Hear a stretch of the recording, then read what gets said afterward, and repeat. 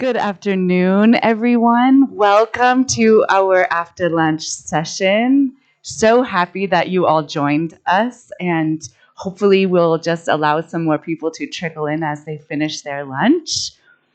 I am Laura Martindale, a Senior Biomedical Prevention Advisor with USAID Washington. I am here with my colleagues, Alison Kimmel, who is also a Senior Biomedical Prevention Advisor with USAID Washington, and also Vincent Wong, who is our branch chief at USAID Washington for structural and behavioral interventions. Did I get that right? Got that right. Okay, you're all welcome. We are so excited to be here with all of you today. We are going to be providing a technical update on sustainable approaches to prevention. And maybe before we get into the slides, we could get maybe a show of hands. How many of you in the audience are actively working in prevention programs? Awesome. That's fantastic. How many of you have VMMC as part of your portfolio? All right. How about anyone doing PrEP for prevention? Woohoo! All right, fantastic. Thank you so much for joining us. So what will happen, I will give an update, and then Alison will also give an update. Vincent will give an update, and then we're going to hopefully have quite a substantial amount of time to let all of you update us, ask any questions, and share with us some of your experiences as well. So we look forward to hearing from you here today. All right.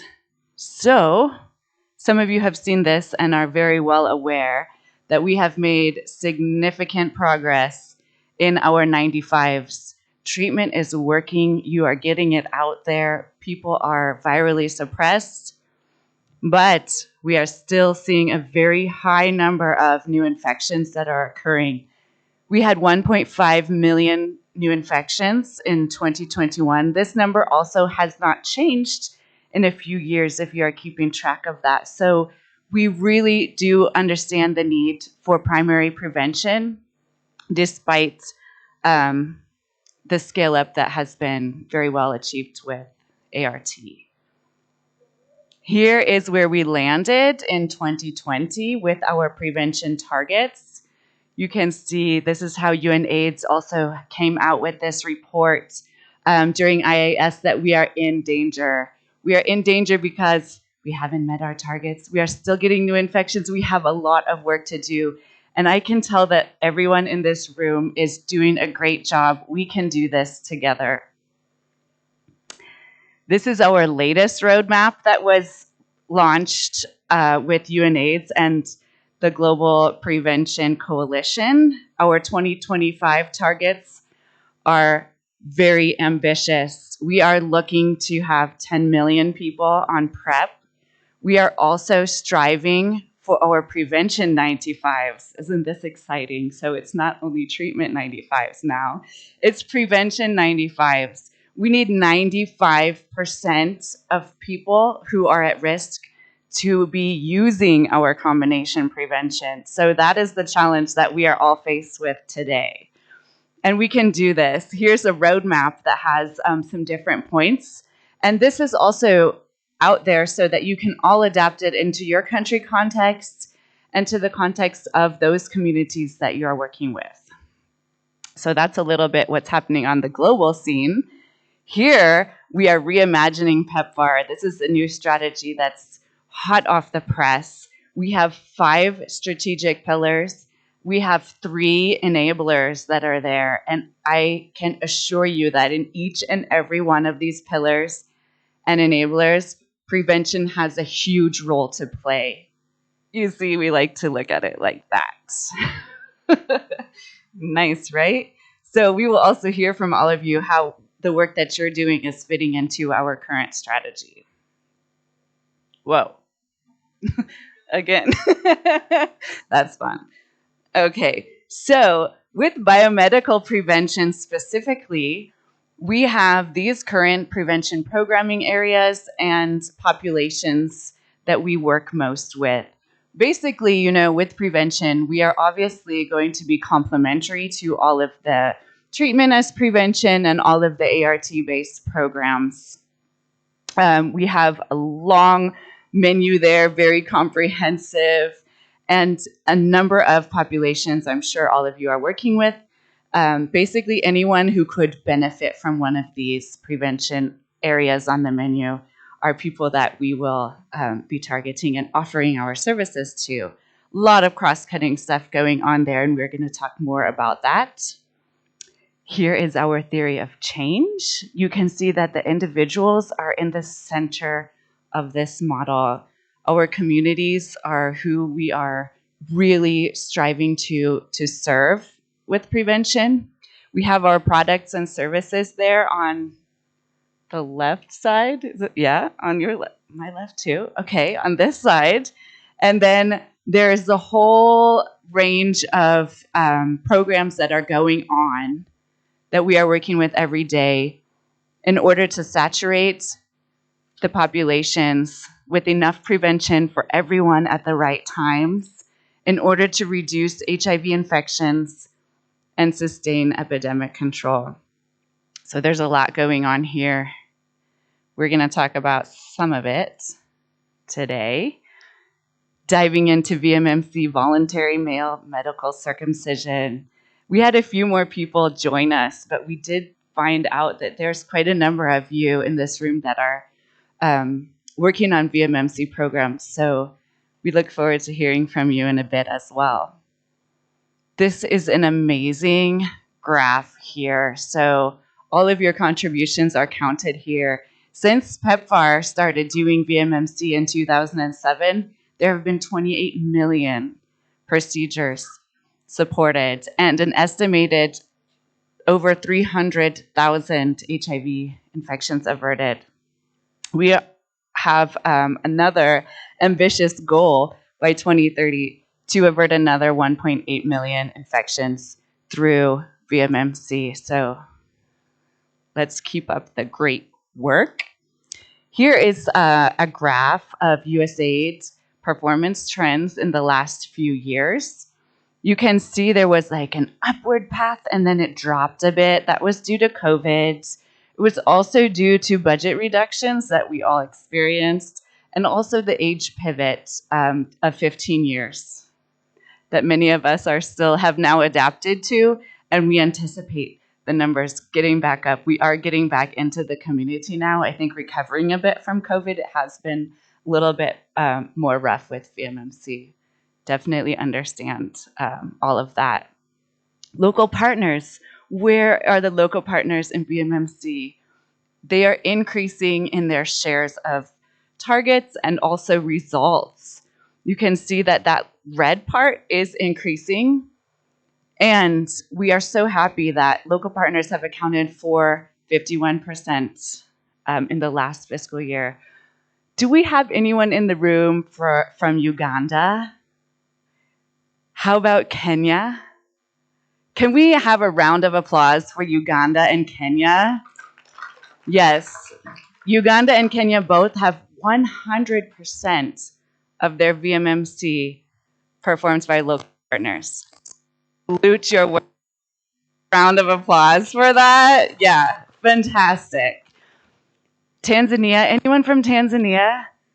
Yes, Tanzania also fantastic job. We know that this year it was down a little bit, but you have had 100% of your VMMC performed by local partners in the past. So great job. How about Zambia? Yay, Zambia! You are increasing your local partner performance. We salute you as well. There are more. We have USAID is supporting 10 countries currently for VMMC, and 9 out of 10 of them do have local partners actively engaged in the performance. So we are going to continue learning from those of you who have such high achievements. Great work. We have learned about some of the successes in the local partner transition for VMMC, and using grants versus other types of award has aided in this facilitation. Also, this has been something not only for VMMC that we've heard, but for increases, using a phased approach has really helped for that smooth transition. You know, starting small, whether it's a new partner or a new geographic location, and kind of building on that has really been successful. Also, the use of an above-site third party for capacity building has worked in many areas.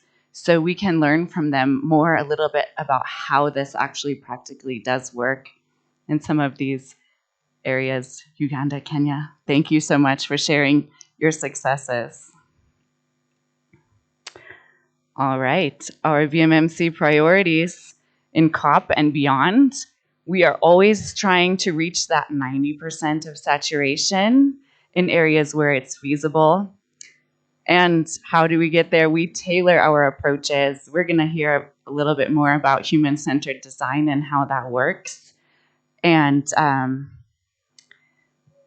looking to reach specific populations that may be a little bit more difficult, those ones that aren't just walking into our clinics. Using external quality assessment and continuous quality improvement, provider training, supportive supervision. We have recently just completed an EQA in Eswatini that was done with the interagency. Very valuable exercise. We look forward to working with more of you in your countries and doing this together, improving our services. Also enhancing Shangring surveillance, really important. A lot of countries are now starting Shangring, increasing this as an option, the device-based circumcisions.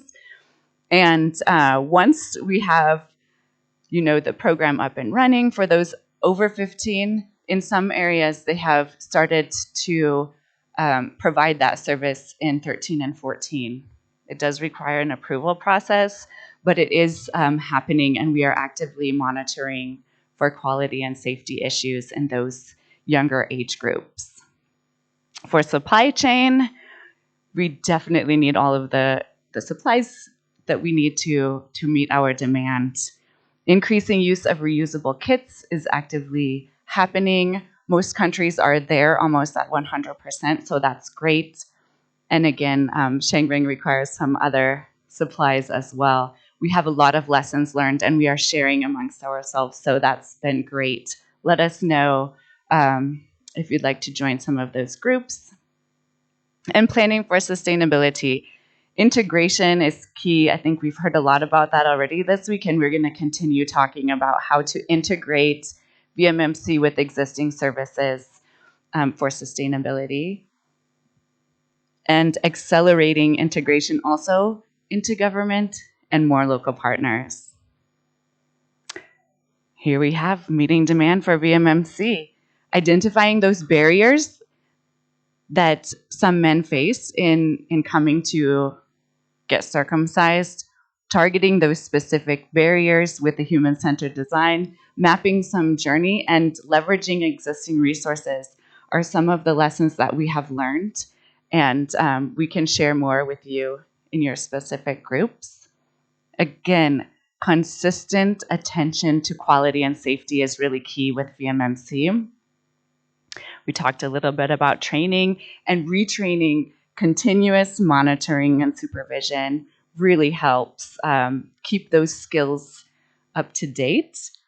And also monitoring adverse events at all different levels, at the local level, within your district governments, with PEPFAR, and the global community really helps to maintain a very high quality of service, which we strive to do. We just mentioned sustainability a bit. World Health Organization does have a model that we use and promote. Again, moving towards vertical and more integrated routine services, and adapting these core principles into your local setting for sustained support. I am now going to hand over to my colleague, Alison Kimmel, and she's going to talk a lot about PrEP. Thank you. Oh, no. Okay.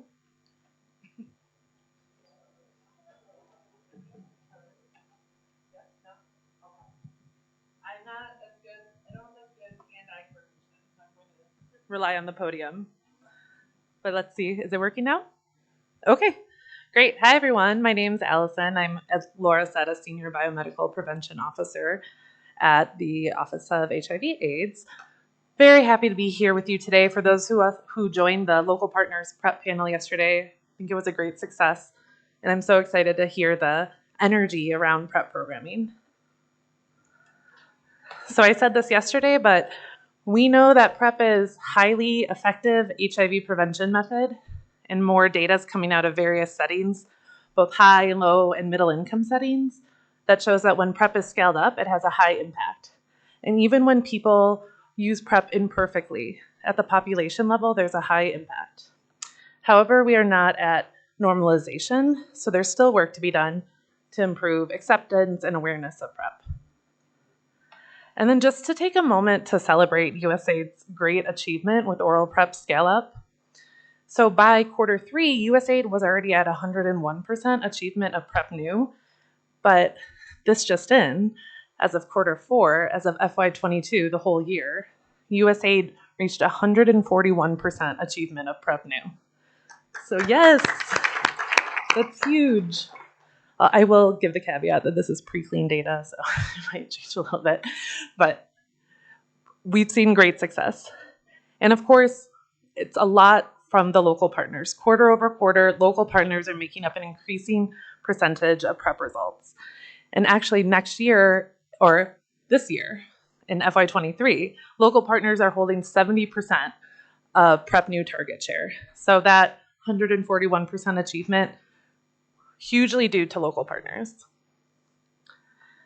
Laura talked a little bit about the UNAIDS HIV Prevention Goals for 2025. There's a lot of numbers on there, but overall, the goal is to get 10 million people on PrEP by 2025. Crunching the numbers, USAID will contribute about 1.5 million between COP22 and COP25, and we will not reach this goal without local partners. So now I'm going to talk a little bit about updated guidelines from the WHO. As I'm sure you know, PrEP and prevention is a really dynamic field, and the WHO released a number of guidelines over the summer to help inform PrEP service delivery.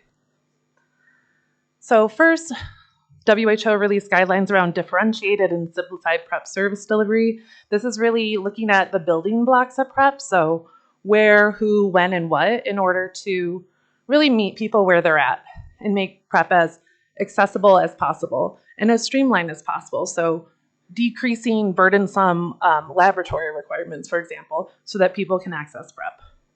And this will really enable people and communities who could benefit from PrEP to be at the center of the service delivery.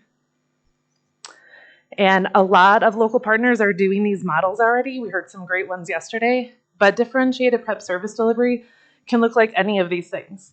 So fixed mobile sites, community sites, drop-in centers, telehealth for PrEP, at-home prevention kits where PrEP is delivered at home along with HIV self-testing, PrEP through pharmacies, task sharing, so who can deliver PrEP and where, multi-month dispensing, and then of course integrated services. Another update from WHO is an implementation tool for integrating STI and PrEP services. This is a really nice schematic of that integration, and we know it's critical that PrEP and STIs be integrated to the greatest extent possible. Additionally, WHO released updated guidelines for key populations that emphasize the really critical need to address structural barriers in order to have an impact on HIV incidence, as well as new recommendations around HCV testing and treatment, injectable PrEP, peer navigation, and everything you see there on the screen. And then finally, WHO also released some guidelines around person-centered strategic information for HIV. And there's some really nice bits within this guideline that I think are incredibly pertinent to PrEP service delivery. So first of all, what is circled there in blue? Providers should offer prevention interventions to all people who request them. So moving a bit beyond, doing a risk assessment or setting certain eligibility criteria, really thinking of if someone comes in for an HIV test, it's an opportunity to engage with them around either treatment if they test positive or prevention if they test negative, and have a conversation about here are the available options and help them make an informed choice. All right, so this is very similar to the VMMC priorities, but using our biomedical prevention theory of change, we broke it down to show really discrete, concrete things or activities or actions that can be taken to strengthen PrEP service delivery. So first, differentiated and integrated services. I already showed you the WHO guidelines, but really thinking about at what entry points can we integrate PrEP? So not only to improve access, but to ensure sustainability of PrEP. So STIs, ANC, primary care, gender-affirming care. These are all opportunities to insert PrEP in prevention. Of course, differentiating and demedicalizing PrEP service delivery. Many of you already do this through either community pickup points, mobile clinics, lockers, PrEP through the pharmacies. Simplifying PrEP, as we talked about, offering PrEP and prevention to all who test negative as part of comprehensive prevention services. Private sector delivery of PrEP, where there's national buy-in and demand. And then building off the oral PrEP platform as new products come into introduction and rollout. And of course, integrating gender-based violence training for all providers. And if it makes sense for the populations that you serve, offering alternative PrEP packaging. Similar to VMMC, continuous quality improvement is so important to ensure that we are providing the highest quality of services to our clients. Service quality is an equity issue, right? We need to make sure that we're providing the best quality of care to the clients that we're serving. And importantly, clients' perspective should be included in this quality improvement process. Social and behavior change. Well, Vincent will talk more about this, but I'll just emphasize normalizing PrEP by building wide awareness and acceptability in communities and using gain framing messages to in PrEP counseling and messaging in order to support PrEP use.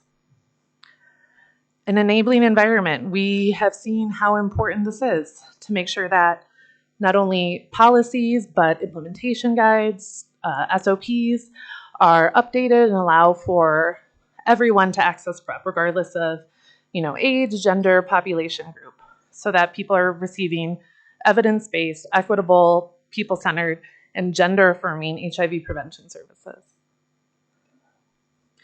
And then thinking about how to sustain PrEP. Well, first, of course, like I said, integrating PrEP into as many services as possible and into the private sector to institutionalize prevention and PrEP as a standard of care. And then appropriately documenting PrEP expenditures to inform future planning so that we know how much a PrEP program costs and can plan for them. And then promoting innovative financing models and leveraging across donors. And then finally, research and development. Like I said, it's a very dynamic field. We know there's new products that are already being rolled out, and there's much more in the pipeline.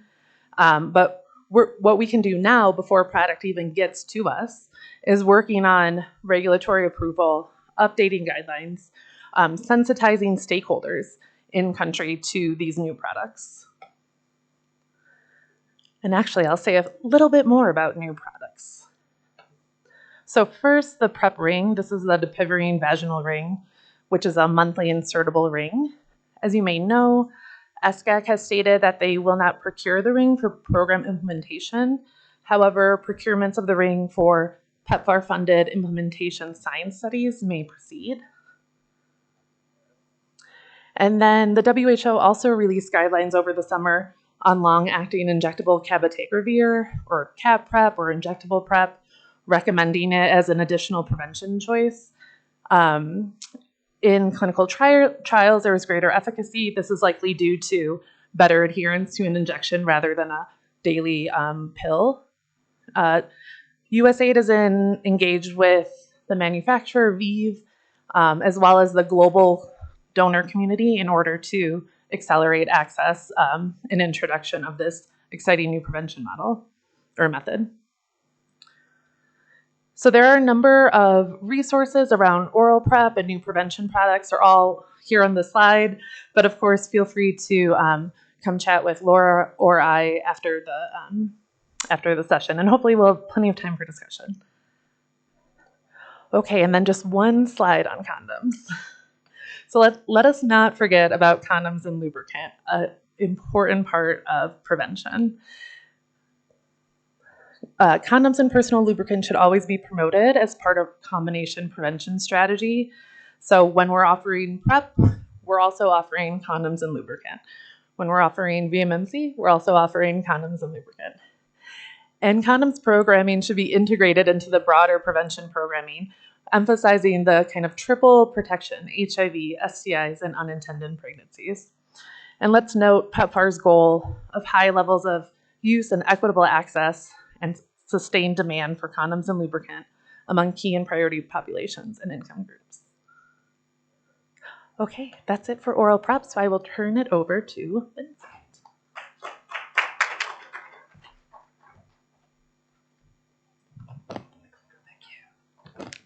Okay, excellent. So, hello everybody, good afternoon.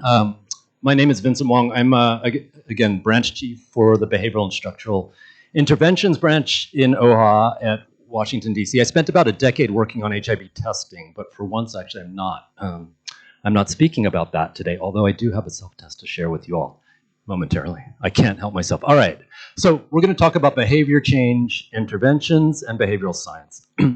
And behavioral interventions within PEPFAR have something of an inauspicious history extending back to sort of the early days of PEPFAR and abstinence campaigns through sort of the middle phase with a lot of focus on awareness and sort of mass media campaigns.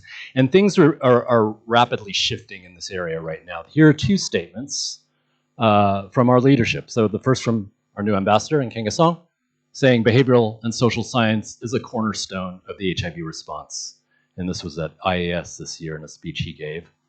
And then Administrator Power gave quite a substantial speech on behavioral science about a year ago when she came into office, saying when we apply behavioral insights, we are much better equipped to make a difference. So I think inherently we know this to be true, particularly in the prevention arena with respect to PrEP, adherence, and uptake of services, be it VMMC or whatnot. Here, I'm putting this on just to show you who our team is and to note that we've got emails here. So there are folks that you all can contact if there are questions you might have. Obviously, you would go through your missions first if you're a local partner, but we are also available to kind of help support you. So we're going to talk about definitions around social and behavior change, provide some illustrative case studies of where we've seen it successful in supporting outcomes in the continuum, both prevention and treatment, and then highlight some of the key principles of effective SBC for you. And then we've got some resources at the end. Okay, so just a background. We're seeing a lot of expansion in COP23, right? We don't exactly know where we're going to land because that the policies and the directives and the frameworks are being developed currently, but we do have the PEPFAR strategy, and it's a big piece of that. We've seen a lot of work in PrEP and VMMC, and my colleagues can speak to that. You saw it in some of their presentations around demand creation, around human-centered design to deliver better services that are tailored to the populations that are being targeted. But there's a lot of opportunities to apply SBC to treatment, adherence, engagement, and to testing. And there were some presentations given to USAID earlier that showed some of that, and you'll see some of that here. We've developed a bit of guidance internally for ourselves, and we'll share some of that with you. And then just to note, there's been a lot of focus in PEPFAR and continues to be a lot of focus on IEC, information, education, communication, which tends to be awareness raising. And that is part of it, but I think what we want to do is take this to another level and go beyond awareness raising and go to interventions that actually impact people's behaviors, decisions they're making, not based on information that they just might have seen somewhere, but how they're actually taking action and how those actions are leading to good outcomes, be it taking a PrEP or viral suppression or whatever it is your programs want. Okay, so this is how we are defining social and behavior change or behavioral science, and we're using those terms interchangeably. And this is our draft. This is a draft. This is what we thought up, coming from USAID, that has quite a history in other areas and depth of expertise in behavioral science and behavior change intervention. So I'll read this out. It's a systematic, evidence-driven approach to improve and sustain changes in behaviors, norms, and the enabling environment that underpin the achievement of HIV outcomes along the prevention and the treatment continuum. So that's pretty basic. I mean, it's pretty reductive in terms of what we're trying to do. There's a second sort of corollary to that, just to state that we see behavioral sciences grounded in a number of disciplines, including social and behavior change communication, marketing and social marketing, advocacy, behavioral economics, and human-centered design. Now, I had a comment from a Ugandan colleague earlier today that said, well, we need to include psychology, social psychology, and mental health in this definition. And that's a fair point. So this is something that we may develop further, and we're going to try to talk to our PEPFAR colleagues to see if there's some agreement around what our ambassador means when he talks about behavioral science. I'm not going to go through all of this. This was provided by our technical experts on SBC, but we do need to, I'll just highlight a few points to clarifying the desired behaviors that we want to change in the target populations. And I do think that is going to be a critical framing for PEPFAR. What is the problem that you're trying to address? Is it VMMC uptake? Is it poor adherence? Is it lack of testing and diagnostic access among specific populations? And what are the sort of behavioral and SBC levers we can move to try to advance and close those gaps? Everybody needs to develop a theory of change in terms of saying, this is what we're doing, and here are the downstream expectations of what we expect to happen based on these interventions and these assumptions. There are frameworks for this. This EAST framework is being applied often to behavioral economics. There's a need to sort of pre-test materials. We just got back from Namibia, where we did a lot of pre-testing of materials for in an HCD process for demand creation of VMMC. That went very, very well. We need to allocate budgets, and we need to have an M&E plan. So this is another one. I'm not going to go into detail here, except to state that this is the continuum, right? When we talk about priority populations at risk, that's a larger group of people, and we want to link them to prevention. We want to get those diagnosed into treatment, and we want to keep them in treatment and have them virally suppressed. Super linear, super simple, but there's a lot of interventions along the way that can impact whether somebody decides to stay in care or not. And obviously that is very complex, whether somebody cycles into or out of care, stays on PrEP or jumps off of it, enters into VMMC or decides not to. All of these things are behavioral decisions, and there are probably low-cost ways that we can affect whether people make those decisions in the way that we would prefer them to. Okay, so this is the framework of the client journey, right? So before services, motivating populations to get into services, improving the client-provider interaction. And that's a really important point, because when we talk about behavior change, it is not only the clients, sometimes it's the providers. Maybe often it's the providers. That's a big piece of it. And then adherence and maintenance, whatever that means for your program area. And so this cycle is one that is sort of core to thinking through, and PrEP has done an excellent job at thinking through this. Treatment, sometimes yes, sometimes no, right? And so there are probably areas that we can expand on. So these are just some examples that I've got. So this is Mina. They just presented a more substantial presentation on this to USAID, and we can share more materials with you on this. A lot of folks are aware of this, but this is kind of a multi-level intervention that had very concrete and demonstrable outcomes and impacts, right? So there was sort of a brand that was started, that was co-created by a lot of folks in South Africa. There was a peer navigator piece of it through the Coach and Pilo efforts, and then these BOK bottles that folks might know representing viral suppression and high viral count. Here were super effective in communicating in a very real way to persons newly diagnosed or maybe non-adherent. That had really concrete impacts, 27% growth in male testing, 10% growth growth in male initiation and higher linkage rates than previously. And the outcomes are documented in greater detail elsewhere. But this was really effective, and this was a national campaign, right? So this isn't something that one organization or partner could implement, but it is a way of thinking how it could be effective. This shows, this was peer-reviewed or peer-published article that showed that impact in a very specific way, almost a doubling of rates of testing once this was implemented. And what did it cost? Actually, does anybody have, I don't know if folks saw that slide, but does anybody have an idea of like what percentage of the program cost that would be for implementing something like this for PEPFAR? Like, people could shout out a guess. 1%, 10%, 20%? I was like surprised to see this. This was provided by our USAID colleagues. 0.81% of the budget. Now there's Department of Health investments as well, but this was the PEPFAR contribution, right? HIV testing service, my beloved HIV testing service, 14% of the budget, right? So it's not a huge amount of money that was required. Now South Africa is a large program, but you can do a lot with a small amount of funding. But this campaign would not have happened had that funding not been allocated, or it would have happened to a lesser degree. So I think this is a really strong example. Behavioral economics. There's a lot of excitement around behavioral economics, small, low-cost nudges that we can use to sort of influence people's behaviors, focusing on this type 1, system 1 reflexive action and thinking. I am not a behavioral economic expert, but there's a lot of material on here that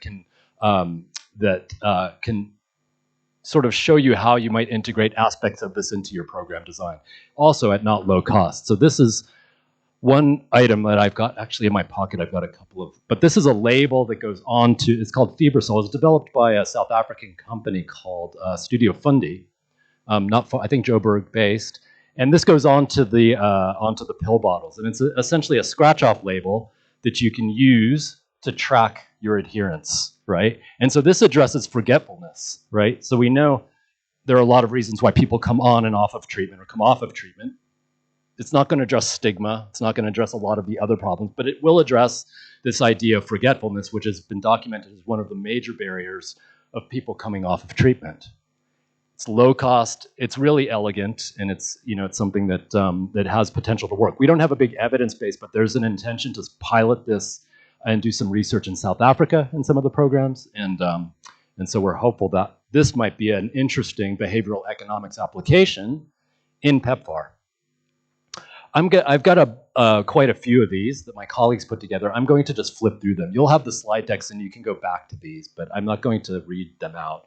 Demand for PrEP, and a lot of this is evidence-based. So these are things with evidence and outcomes in them. This was a program in Nigeria, some might be aware of. Valor, looking at increasing testing uptake among men. Sawa Sawa in Mozambique, looking at increasing engagement across the continuum. Here we have demand for VMMC and looking at sort of describing the journey of VMMC, the issue of pain, which often comes up as a barrier, and giving community mobilizers tools. This is nudges on provider confidentiality, which is a huge issue in terms of keeping people in care and treatment. Continuity of treatment work. This was some work that was done on patient pathways by UC Berkeley, I believe. It was not a PEPFAR project, but it had really good outcomes. So again, things we can learn from. So takeaway messages, moving away from awareness raising, thinking about clients and what a client-centered approach means, right, in terms of how we're getting people to move into the services that we want them to move into. That we can apply these SBC interventions at low cost at all points across the continuum, and that we're really looking at improving HIV outcomes. So I think that's it. Here's some concrete resources. If folks aren't aware of these, there's a lot of resources under PrepWatch. There's a few resources under PEPFAR Solutions and MenStar. and then some others that are external, breakthrough action, and some HCD materials. And of course, the emails on the front end, you can reach out and connect us. Oh, and the one other plug that kind of relates somewhat to all of this. This has been, we had a few of these to give out. I should have brought more, but this is the Chinese-made Wanfo HIV self-test. It was pre-qualified during IAS this past year, and it's $1, right? So the previous self-test kit, the oral fluid test kit, was about $2.50-ish, $2 to $2.50. So this is about half the price. It's a blood-based assay. It's maybe not as elegant as the OraQuick, but it's a lot cheaper. I'll pass this around and folks can take a look at it. Please don't test yourself, for one thing. And you know, when we're thinking about PrEP monitoring, when we're thinking about increasing access to testing, when we're thinking about all aspects of this, we want to see sort of substantial scale up of the use of these, because I think much like COVID, the more access you're giving to self-test kit or to testing writ large, but I think self-test will get us much further than traditional testing would. So I'll pass this around. Folks can take a look at it and come back with questions. Uganda just did a study. We just heard from the Uganda team. Uganda did a study. I don't know if there's folks from the Uganda team here looking at the Wanfo test, and there was actually a preference for the blood-based test because there was a perception that this is what I recollect. It's more accurate and it's faster. So there's this idea that there's a preference for blood versus oral. Might be true, but it might be for blood and not the oral fluid kit. So I think I'm passing back to Laura. Thanks. Thank you so much, Vincent. Yes. Maybe just, where's that thing? Oh, yeah. So many things. Discussion. Now, we would love to open it up to all of you. If there are any questions, comments, encouragements, and or experiences that you would love to share with us, we would be grateful. Yes.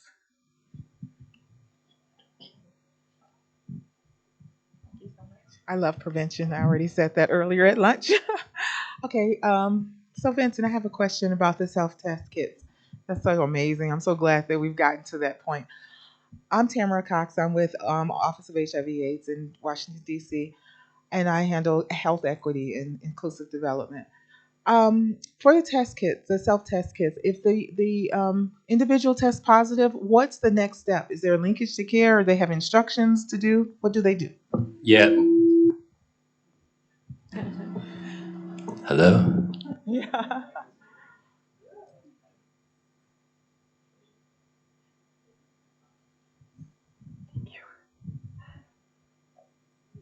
Oh, here. Okay, so that's a really good point. And there's probably a few fold answers. So self-testing's been around since 2012, right? The first FDA approval was in the US.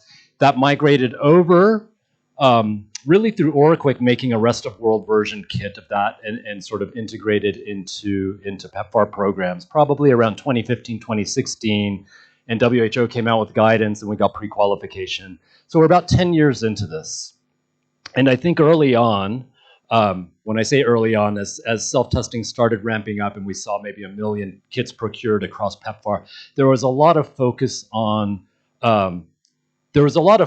interpreting the self-test kit as sort of standard testing. Like, okay, we're going to do this intervention, we're going to deliver 1,000 kits, and what happened to those 1,000 people? And there was a lot of fretting about that, I think, most among partners and among PEPFAR. And there was also this sort of a parallel strain or philosophy where it was, well, we're not really concerned with that specifically because we're considering this a demand creation tool, right? And the demand we're trying to create is downward uptake of services, and that service would be A, confirmation testing, and B, treatment access for people that are positive. So I think the core piece of it early on was like, let's make sure that people have the information they need to take the action that they will take after they've received the results. A lot of IPs, FHI comes to mind, but there are others. I think PSI and Japigo did a really good job at following cascades and sort of tracking down what happened with self-test kits when they were giving them out early. And what you essentially saw in general was the positivity generally sort of paralleled the positivity from testing programs. And generally, the linkage was probably pretty good because there was some follow-up to them or provided, right? Like, here's where you go if you need more help. If you talk to the programs in Zimbabwe where they really kind of started self-testing, people that got a positive result did not run off and disappear into the wilderness. They actually did say, hey, I got this positive result. What do I do?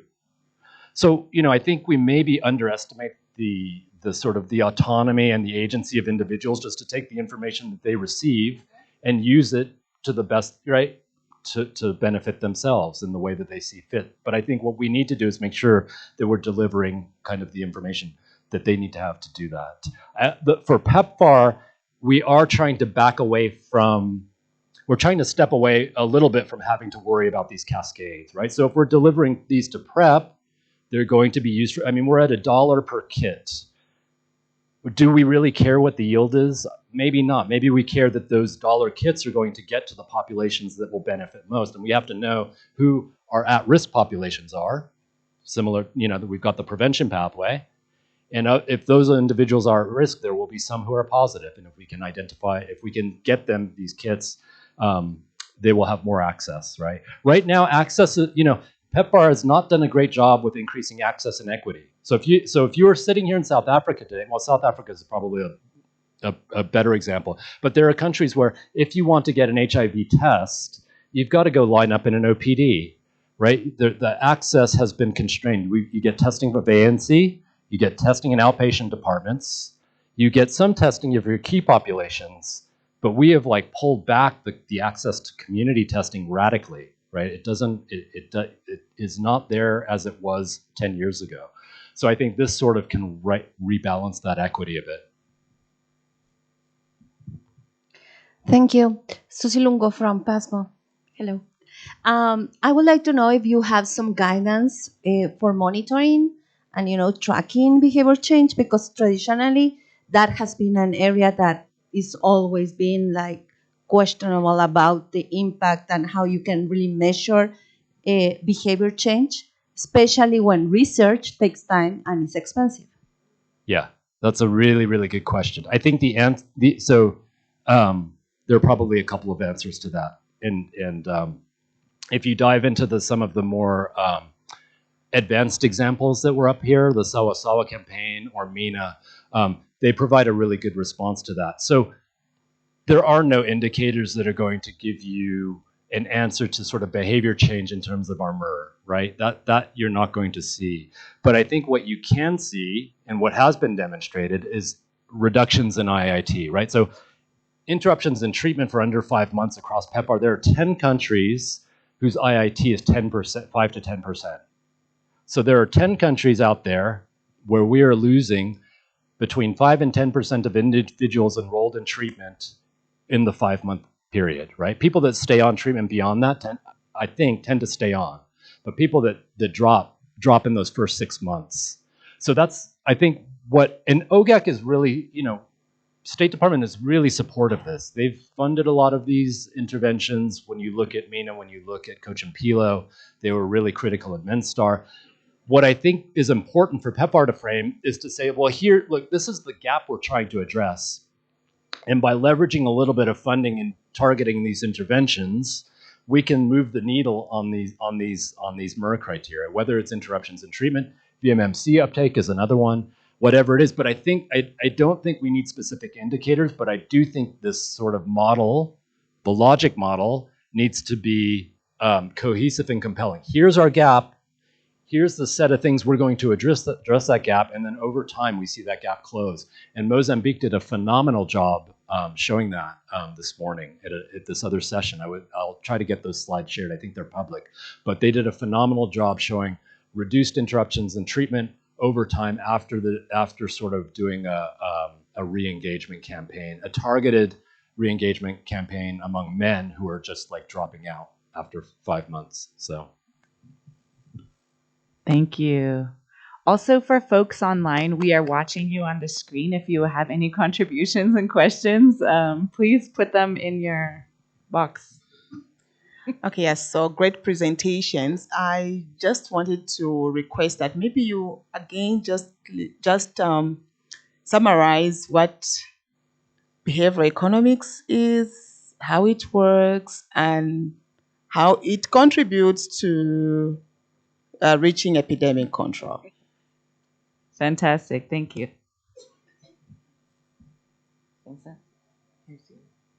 Thanks. Let's see. I will do my best. As I said, I'm not a behavioral economist. It is a big there. So there's a very popular book that came out called Nudge, and that book sort of defines like small interventions that affect people's decision making in a process. Could be buying a certain thing, or taking a certain action, or staying on a diet.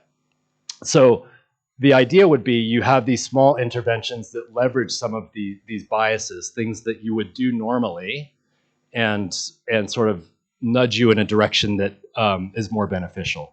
The author of that book is named Cass Sunstein, and he is Administrator Power's husband. So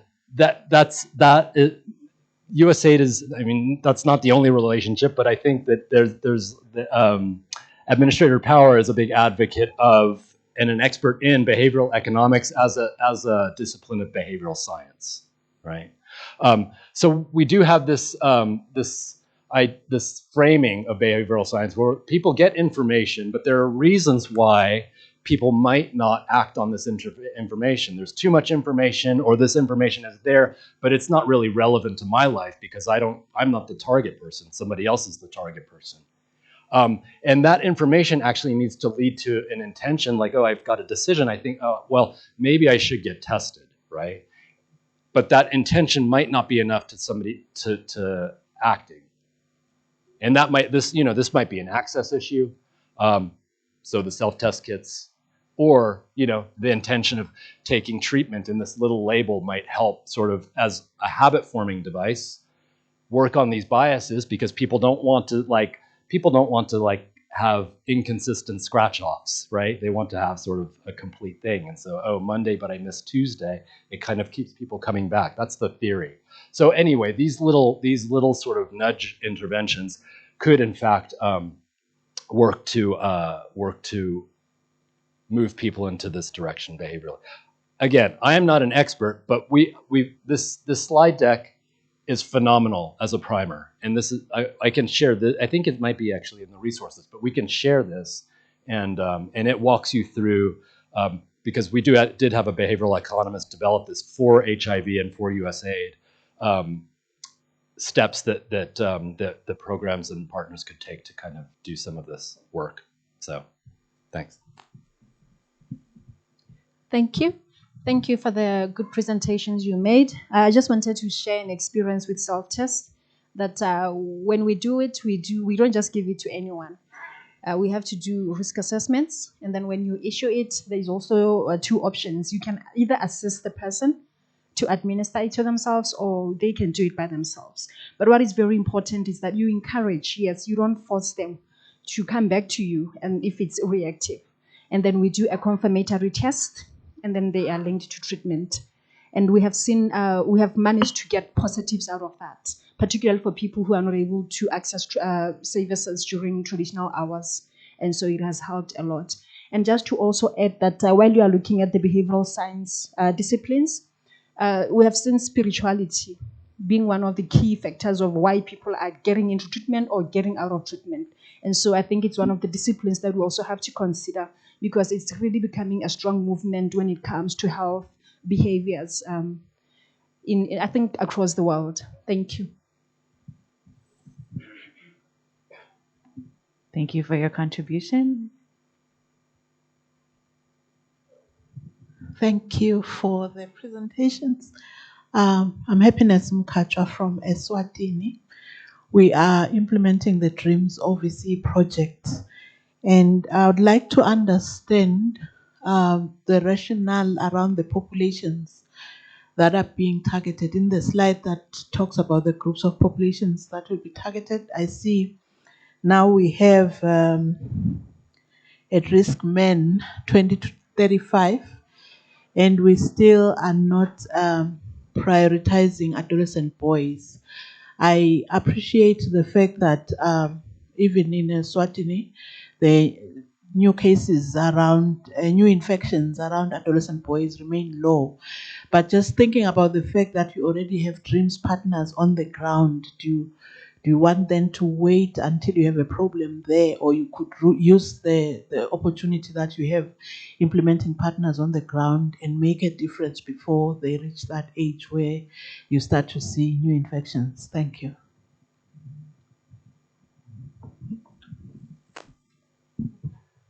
Yeah, thank you for that. I think you're absolutely right. That I think you're referring to one of those earlier slides that had the populations listed on the right. Yeah. Adolescent boys and young men, definitely a population that should be prioritized. You know, whatever makes sense in your context, right?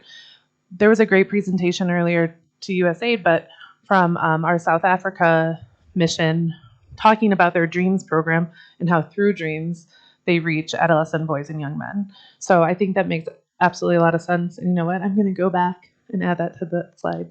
So thank you. Thank you for the presentations. My name is Ruben Frescus. I'm representing the Life Center from Vietnam. I just wanted to share an experience given the question from one of the other audience members on measuring behavior change.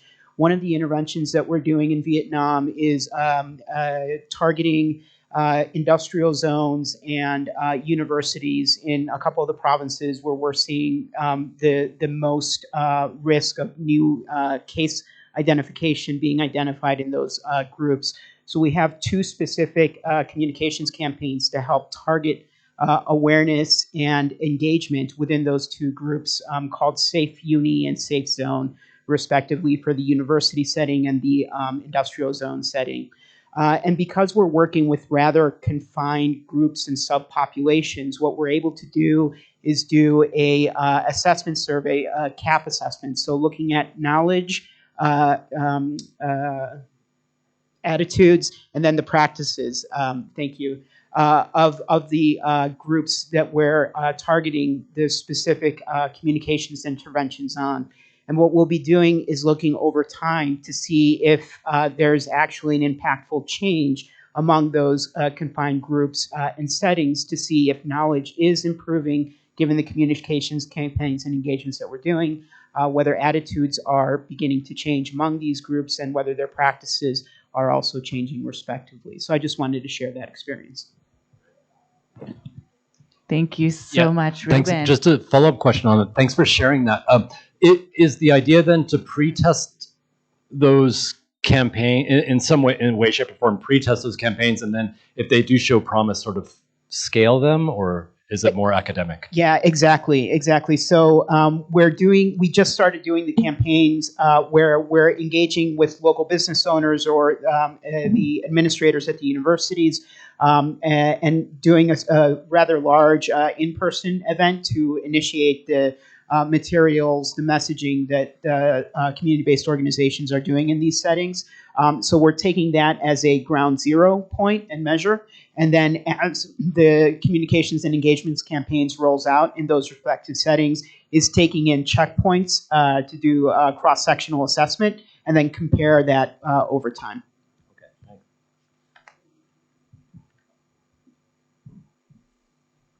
Great, thanks. Vincent, did you have something else? No, that sounds great. I'll look forward to the results. Go ahead. And then Thank you. My name is Michael. I come from Zambia. I work for John Snow Health. The classical pyramid of prevention does recognize 3 layers of prevention categorically. The biomedical, which we have looked at, the behavioral, which we have looked at. There is very little mention of the structural component. I don't know what you can say about how it merges with what you have discussed, and whether the silence is deliberate or not.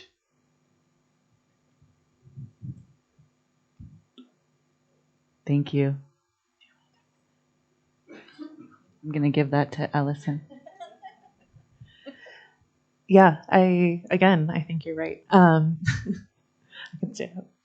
But I'll definitely rely on my colleagues for this. But I think just in the last, maybe even just the last year, the COP guidance started recognizing structural barriers. That's not to say that there is dedicated resources towards interventions that address structural barriers. I think now there's an opening within PEPFAR that recognizes that a bit more, and that, of course, we're PEPFAR, so our funds are HIV oriented. But obviously there's a case to be made that these structural barriers impact HIV infection. So the silence is not on purpose. I would say it's likely a failing on our part, right? But we're hoping, at least in some ways, to get through the importance of addressing these structural barriers. I mean, one thing we talked about is creating the enabling environment and normalizing PrEP. So that's both, at the policy level, but also working. You saw the logic model, the theory of change at the multiple levels of the individual, community, organizational. I forget the last one, institutional maybe. Someone knew it better than me. In order to acknowledge that those structural barriers need to be addressed in order for impact to be made, and especially sustained impact, right? Yeah. Thank you.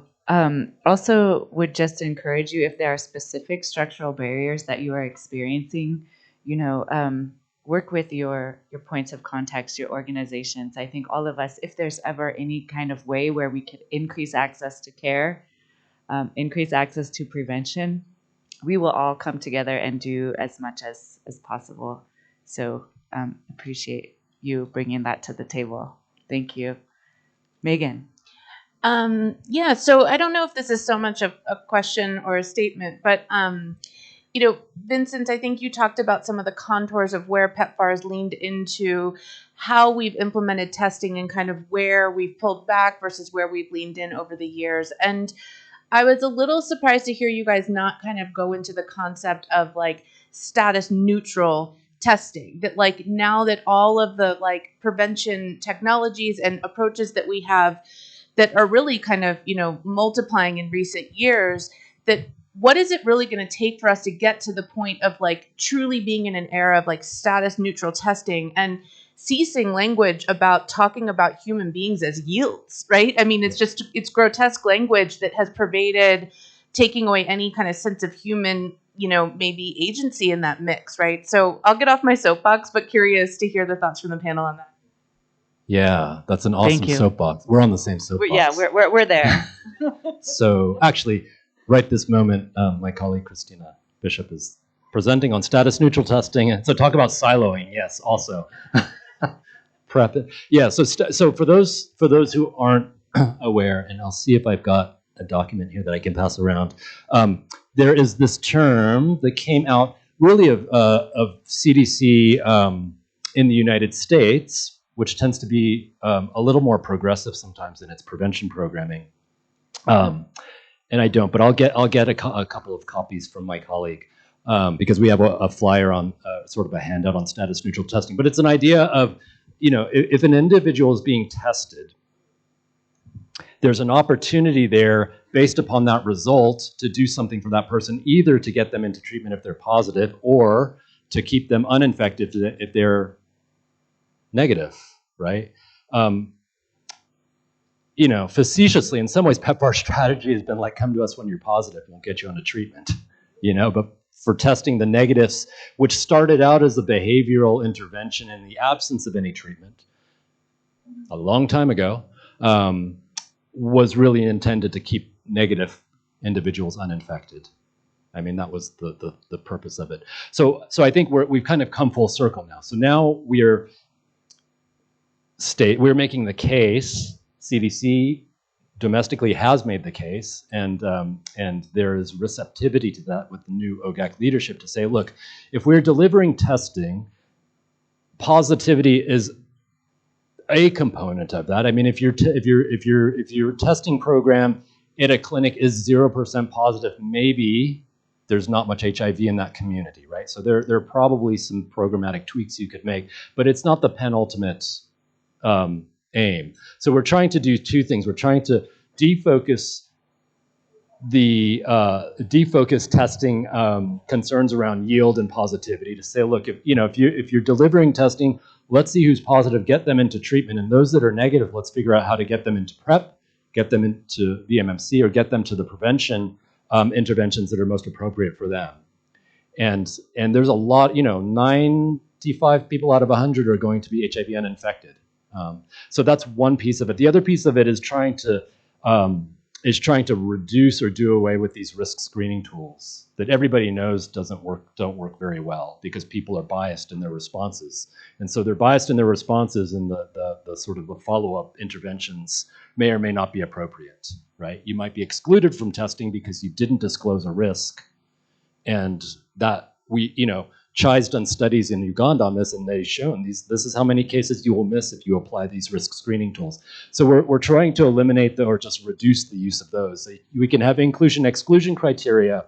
If somebody tested negative last month and there's no exposure, maybe they don't need a test. If you're on ART and you've been previously diagnosed, maybe you don't need to test today, right? So, but people are re-engaging that way. It's a complex system, but we are trying to kind of change at least the terms of engagement within the COP guidance to be more permissive, allow more access, because we know, I know clinics are hoarding tests because they're worried, they just want to test positive people. How do we just test the positives, right? But that obviously doesn't work. So I don't know. I could keep going, but I'll stop there. I think it's a dialogue.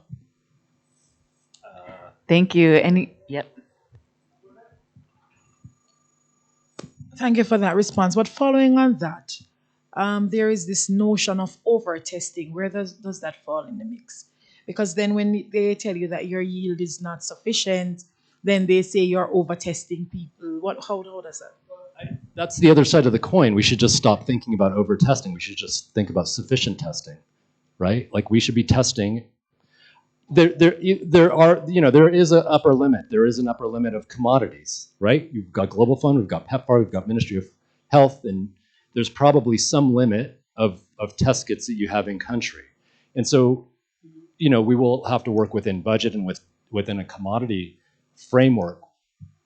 But I don't think clinics should not be withholding services because, this is anecdotal, but I know it happens, withholding services because they're trying to achieve some sort of yield that PEPFAR said, well, you should be here.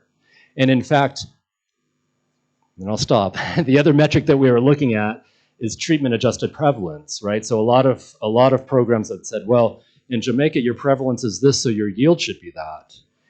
And there is a large argument by many people, WHO and others, saying, let's look at treatment adjusted prevalence. So we take the total PLHIV number, we take off the people that are on treatment. We've got a number of people undiagnosed and not on treatment, and we look at that over the population and come out with a treatment-adjusted prevalence. And when you take that number, and we've got a good slide on it, again, in my colleague's presentation, you see that out of all countries, their testing yields are above that number. So what that tells me is actually the testing is optimized to where it needs to be. It's probably over-optimized, actually. But we're doing well. We're doing well. South Africa is actually the only outlier. I think it's the treatment-adjusted prevalence is 3%, and then the yield is 7%. Treatment-adjusted prevalence is 7%, and the yield is 3%. So I think that was one that was sort of an outlier. But otherwise, everybody kind of is where they need to be. So I think, yeah, at a country level, there's a lot of, right, we're going to have testing for PrEP. There's a lot of testing for prevention now. There's a lot of testing. If you have a positive test in your PrEP monitoring, that's an adverse event. That's not like it's not like, oh, yay, yield. That's a seroconversion, right? So we're looking at much more prevention testing now in areas of testing where we expect and hope that people are actually not infected. AGYW would be another one. And a universal offer for prevention with every negative test. Yes. Yeah. Combination prevention, right? Oh, we have something online. Wow, thanks, guys. Okay, the question coming from Edmond. With the limited resources, especially RTKs, how do we attain testing efficiency if risk-based screening is not done? That was not a problem. Okay, so one, there's a supply chain issue, and we acknowledge there are issues with procurements, there are issues with supply chain, and there are issues with last mile delivery. That's an acknowledged problem. PEPFAR existed for a long time, delivering testing without risk screening tools quite well, right? Like that's not a problem. I think some of the problem is our forecasting, and some of the forecasting is predicated upon targets that are derived from yields that are assumed to be very high, right? So there's a sort of chain of events that happens within PEPFAR that leads us to a place where we might not have enough commodities or enough funds to cover what might be needed in a clinic or in a district or in a country. So that's my simple, quick answer. My recommendation would be that there needs to be greater engagement with our supply chain colleagues, and there needs to be sort of a critical assessment of, in this current COP year, maybe we are underfunded or underleveraged relative to test kits. Maybe, and I don't. That's where we are. That's where we came through COP22. But we're hoping to change that in COP23. So. Thank you. Also, just to add a little bit on that, we are trying to really shift our language away from risk and more towards benefit.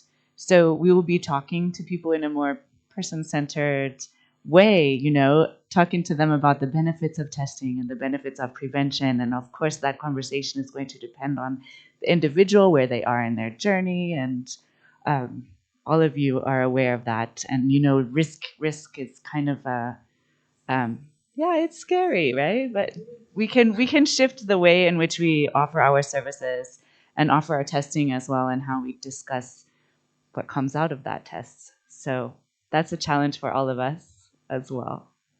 Really enjoying that. Anyone else like to have a question or share some experiences on their prevention programs with us?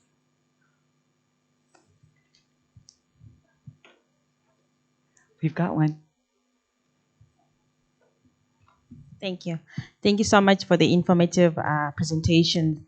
What we usually do, I'm Munile from the Look Commission Eswatini.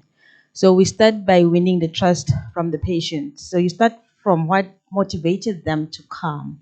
If they come for an eye, you start with the eye. So the service is integrated from what the patient came for, and then you will also push educating on preventative health. Let's say it's a female. You will have your cervical cancer education, you will have your testing in between. So before you know it, the person was here for an hour and have got all the services and also a health education in the process. So that is like a better way to integrate the service and make the patient be more willing to do more with you as a provider. Thank you. Thank you so much for sharing that. We appreciate your work. Also your mobiles. Very well done. Any other experiences from the audience? Questions, comments? Yes, please. Yeah, thank you for excellent presentations. Mine is just a comment regarding these developments that I'm seeing in prevention, that I see a lot of opportunities to now engage religious leaders, because there are a lot that they can talk about with regard to this new intervention. For example, the PrEP, the voluntary male circumcision, the EU is equal to you, the self-testing, and rather than the condom component that had been somehow made them actually unhappy. But now we see a lot, these positive developments can really make them actually come forward and engage in prevention. Thank you very much. Agree.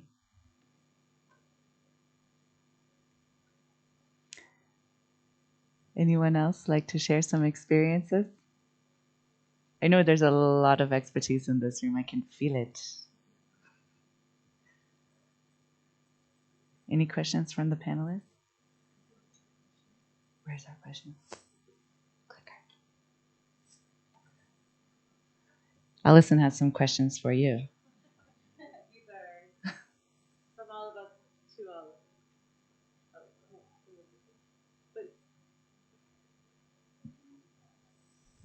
I mean, one purpose of this session was to have a conversation. It's been really nice to, hearing that we need to be better about addressing structural barriers and hearing that adolescent boys and young men need to be included in our programs. So we would love to hear, what y'all are the experts, right? Y'all are doing the work. We're over here and we're doing the best we can, but we're missing stuff for sure. So would love to hear what we're missing, what we need to consider. We did have some discussion questions. Happy to, if you would like to speak to these, that's great. But if you have other thoughts or comments, we'd love to hear them as well. Thanks. And Vincent, if you have any to add, please. I'm also wondering about integration and if anyone has some lessons learned on how we have integrated maybe more than one prevention, PrEP and VMMC. How is that going? That definitely is where we would like to go, more integrated approach and less silos in our own prevention.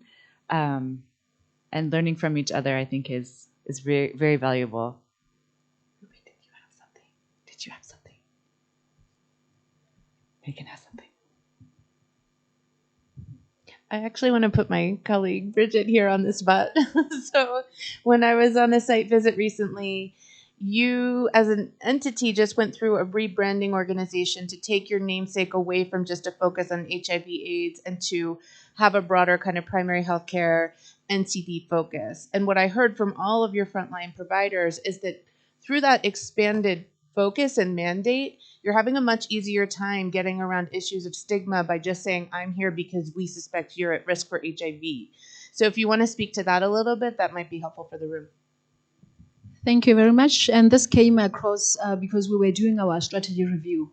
So we've been around for 26 years and we have been all HIV. But then last year we went through a strategic plan review and then our stakeholders told us that, you know what, people are fatigued of HIV. And so that's how we changed our name from BOCAID to Botswana Christian Health and AIDS Intervention Program, so that we do one-stop shop. When we enter a household, then we can now talk about NCDs, we can talk about GBV, we can talk about spirituality and other factors. But then at the end, we are able to now offer the HIV service that we came for.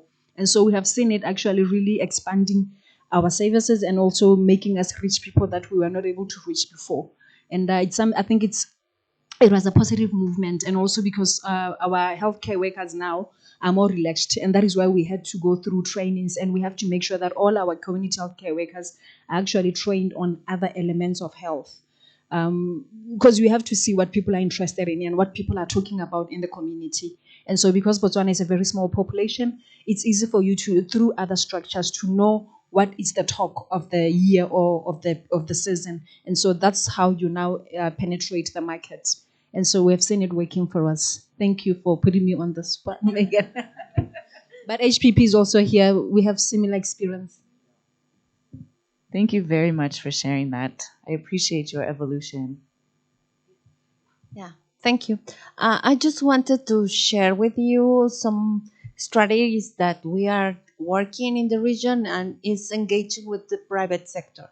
And I think that that is key for a sustainable response. Traditionally, the private sector has not been part of that national response, but they are open and they are willing to participate. And I think it's something important to consider, especially for prevention. Absolutely. Thank you for adding that. Yes. I think I will talk about the experience we have in the transition. And I think what this has meant to organizations that were served for a while is that there's one thing is that there's enhancement of our capacities in different levels. Our engagement with the state and recognition of our work has been something that perhaps it was doubtful, and we depended perhaps our prime to do that, but this time we have the liberty and able to engage that level. And I think this is a continuous process, but I think it's been very beneficial in this process. And I think also it has exposed us to other areas, because in terms of research, which we've not been privileged to do, it is coming on board right now, because you have to think about other partners. How do we engage with universities to ensure that our work is also getting to some level of recognition within what we do? I think it is some of the abstracts that we have. You will see our engagement with other institutions in making sure that we are now up to the game. We're getting up to the game of our interventions within our communities in a different level. And I think I think these are some of the things that I think it is very, and our collaborative efforts also at either with all other structures has been, and collaboration amongst even ourselves. For example, our other partners, we are able to engage because at one time we depended upon someone to be a middle person, but our nature of networking and sharing referrals, how do we make things, we strengthen those areas. It has meant a lot. And so I think that this effort of transitioning should really also be appreciated. If there was a way we can clap it on the back, this is our experiences. Thank you. We can give a round of applause to local partner participation. Fantastic. Agreed.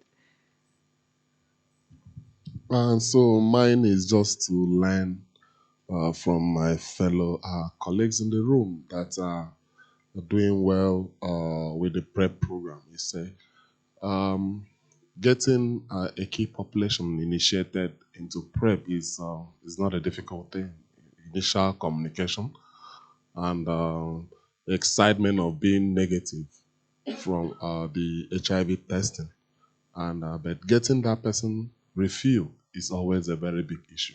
I know there are people, it's also a communication issue, so I just want to ask my fellow to learn from them. How are they dealing with this issue? I mean, getting somebody to take medication and the person is telling you, I can't take it, I'm not sick. So how are they dealing with this, especially among key population? Thank you. Fantastic question. We've got folks that would like to respond. Ruben, would you like to respond to that? Or yes. Yeah, thank you very much for the very wonderful presentations and the expose on the behavioral economics is actually quite interesting. Mine is not a question. I'd just like to mention some discussion which I had at home with one of my sons. I have many of them, but one of them. He asked me and he said to me, Mom, what is it that made the COVID-19 catch the attention of all the world leaders and everybody, regardless who they are? And it made me thinking that what lessons can we learn as people who are working on HIV/AIDS from the experience which we have gone through from COVID-19. Thank you. Thank you very much for that contribution. One more. I just wanted to take advantage to share just two other key lessons from Vietnam. One on the better understanding the target groups that we're trying to help support, identify, and bring out of the shadows, if you will. One of the things that I had presented on yesterday was on looking at understanding client traits, characteristics, and actually actively engaging in that information to better understand what are the preferences, what are the risk behaviors elicited by by clients and potential individuals that are not being addressed or reached. One of the interventions that we have in trying to better understand and look at this information is a public application that's released in Vietnam, where technology is rather fluid and readily accessible. And in Vietnam, we're really concentrated that the disease burden is specifically affecting young MSM, which are very tech-savvy groups. So this allows us to be able to look at people who may not even be engaging with community-based organizations or the campaigns that we're doing, but that may, through word of mouth, be interacting and engaging with this application. So our ability to then look at a wide swath and understand a little bit better the characteristics and having profiles established for each one of these subgroups, I think can help us to better target our messaging and better our outreach approaches. So that's one point. The second point I wanted to comment on is another thing that we found with collaborating with the provincial CDC departments in Vietnam too, is we did a data deep review to look at the populations most affected with new disease identification. And what we found is that most of the new cases that were identified in the hotspot provinces were not native to those provinces, but were actually migrating from other regions within Vietnam. This places us at a little bit of a difficult position, because knowing that the infections are coming from other areas within the country that are not quote-unquote PEPFAR provinces then puts us in a sticky situation of trying to allocate and address situations and problems from their sites of origin to the places where they're actually being picked up and identified, because those resources exist there. So what we've tried to do is devise an approach to do technical assistance to try to help aim, empower, and capacitate those resources, even though we don't have the same infrastructure as we do in the DSD provinces within the PEPFAR programming. But then this avails us an approach and an opportunity for how do we envisage sort of a phase out when you go from a heavy DSD province to a quote-unquote TA province. I saw that just to say I saw that presentation. It was a really elegant use of technology, and I know Vietnam is a bit different than some of the African countries, but there's a lot of lessons that can be learned. And just to note that digital health is certainly a PEPFAR priority, right? And figuring out how digital tools can be used to drive outcomes. Excellent, thanks. Thank you so much. The screen is showing red at us that there is a timeout, but we are still here and we would love to continue the conversation with all of you. Perhaps we need to leave the room, but we will be available. Thank you so much for joining us today.